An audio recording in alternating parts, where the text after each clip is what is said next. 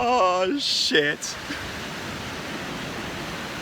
The things I do for you, trying to capture a nice shot of my shoes and the water gently lapping up to them as they approach their final fate. Oh shit. And my feet are soaked. Oh, that's beautiful.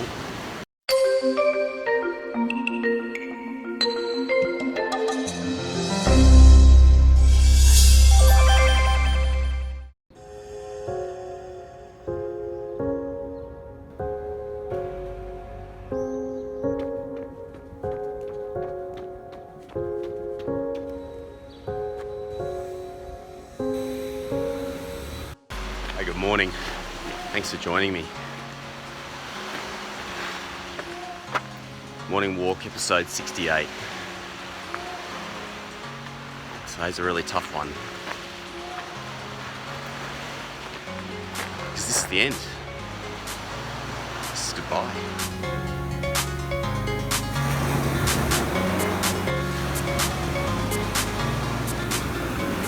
I like that instead. Well, this one. Look at that. Oh, yes. Oh, no. Oh, brother. Oh, my feet are soaked. That's the thing, right? Like, oh, man.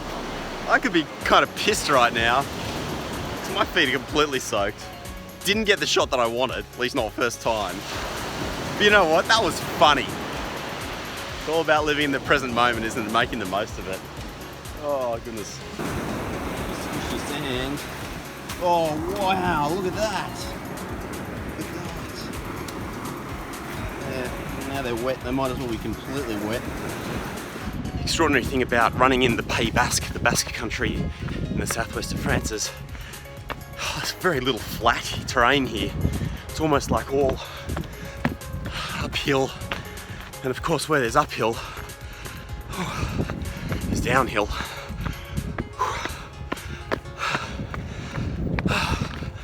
Of course, that does mean that you get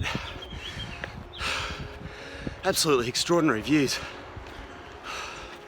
everywhere you go. Whether it's on these like coastal tracks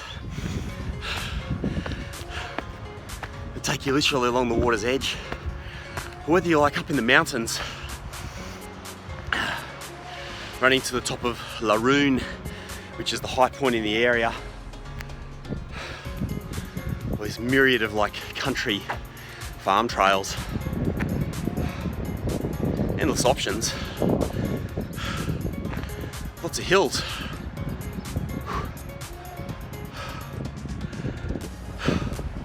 Which is great because I love hills.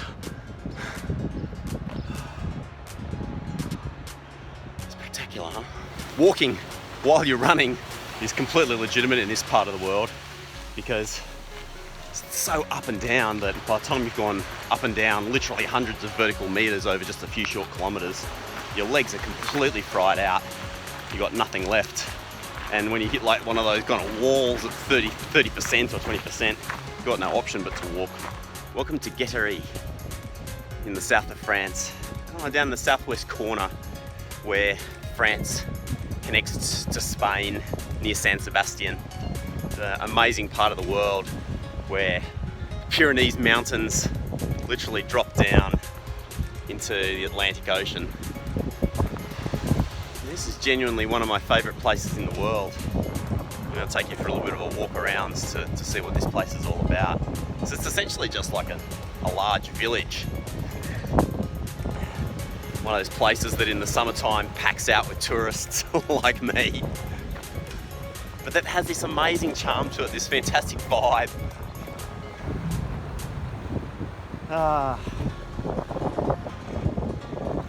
And today's the end of my trip. Last day of the journey. Last day of an epic stay here in Guétary. But most importantly, wanted to let you know that it's actually going to be my last episode of the vlog. No, I'm just shitting it. I'm actually enjoying this. It's actually the last day after, I don't know, literally like 1,000 miles, 1,500 kilometers, so many ups and downs, so many rocky paths. It is the last day for my beloved running shoes. Kind of sad.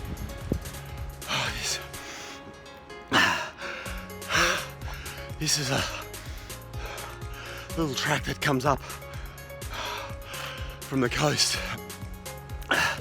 back up to like the ridge of Guétari. It's good because you get to test your condition, basically. See how well you can withstand the lactic, you know, like the burn of running. Oh God. Oh, my condition's not so good. Not so good right now, quite clearly. Oh, that was hard. Guétari has a population of about 1,300 all year round. During the summertime, obviously like swells to probably about 10 times that. So all the tourists come in to enjoy this amazing part of the world. It's actually founded back in the 12th century. Essentially as a fish processing station, whaling port. And obviously for a long time, that's basically how this place subsisted. Fishing and agriculture from the surrounds. One of the things you'll notice, a lot of motorbikes. That's very French. But the architecture here is all quite uniform. And in fact, this part of the world, this part of France, got very strict rules around building, including like the forms you can use, the colours. So pretty much all the buildings here are white, and all of these like volets, the shutters on the outside, are typically either like kind of reddy brown, green, blue. You don't have much sort of creative license here. That's also what kind of creates this amazing charm, right? It's like unique. And as much as I'm one that kind of thinks that independence is such an important thing and variety, diversity, so critically important, you can see the effect that a bit of uniformity can have. Actually creates something which is unique in its own way. The sun is definitely setting on traditional postal services all around the world too, isn't it? Now in Australia they've basically cut the mail delivery from 5 days a week down to like, what, 2 or 3. It's pretty much the same everywhere else in the world too, because snail mail is drying up.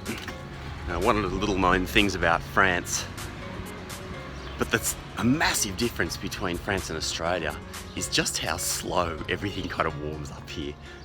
Here it's like 8 o'clock in the morning, and I'm in the main kind of part of town, and everything is still closed. Like in Australia, we open everything up super early, you know, heaps of people are out and about, particularly when you're near the coast at like 6 o'clock in the morning. Middle of summer, gorgeous day, wouldn't you rather be up? No, in France, everybody's still basically in bed. And things only really start getting warmed up from like 8:30, 9 o'clock. So if you're somebody like me that really enjoys an early morning coffee, France is really tough. Really tough. Yeah, when you're a traveller, you know this feeling when you're about to leave a place.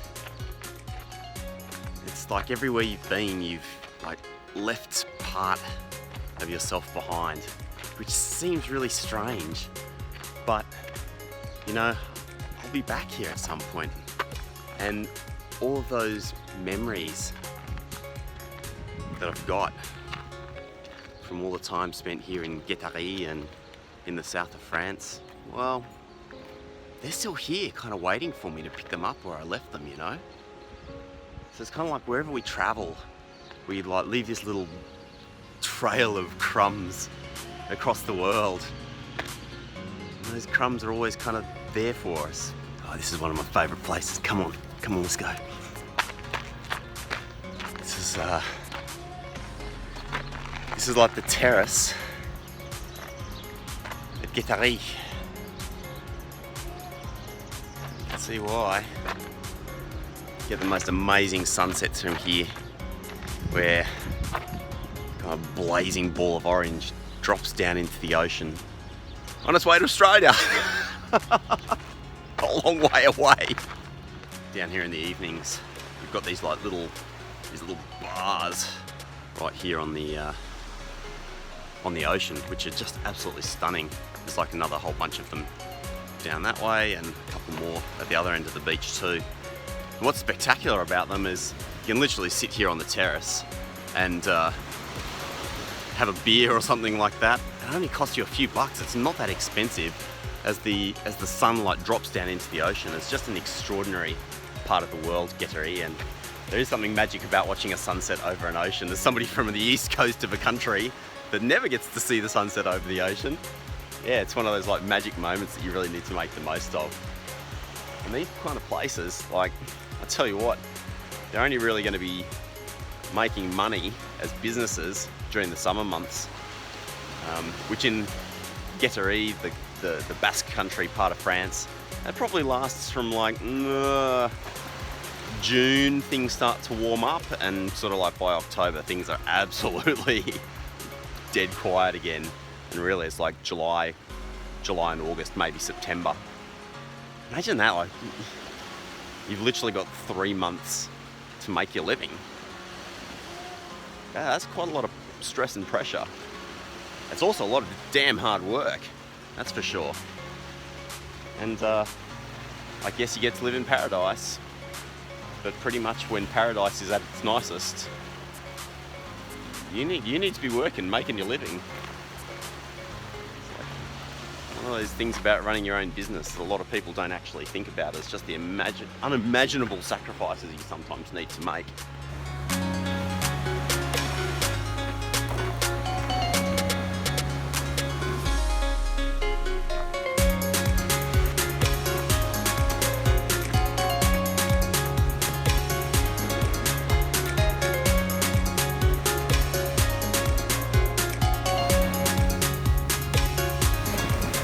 Sode. That means sails in France. And the French sails are actually awesome. Typically with the French sails you save a lot of money. 20%, 30%, 40%, 50%. So if you're ever in France and thinking about making purchases, best time to be here just in the start of January and in July when they have the like mid-year sales. These shoes have gone a long way. Now, the first pair of proper trail running shoes that I ever bought. I've been trail running for about 3 or 4 years now at time of shooting. And they've done a lot of kilometres. Probably done like 1,500, 1,600 kilometres. That's like about 1,000 miles, so it's certainly no small number of kilometres that they've been. And they've been all over the world too. They've been to the USA, France, I think they've been to Indonesia, and then all around Australia. We've got some history together here. Kind of like a special moment. Just give me a second.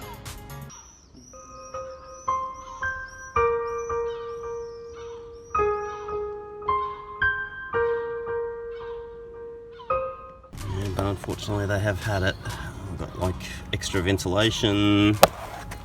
And most importantly, like when you're doing trail running, traction is just about everything, and unfortunately my poor shoes here, they've just about seen the light. So I've got that important question, like, is it worth carrying them back to Australia? Unfortunately the answer is no. They have been absolutely incredible shoes. Inovs they're called.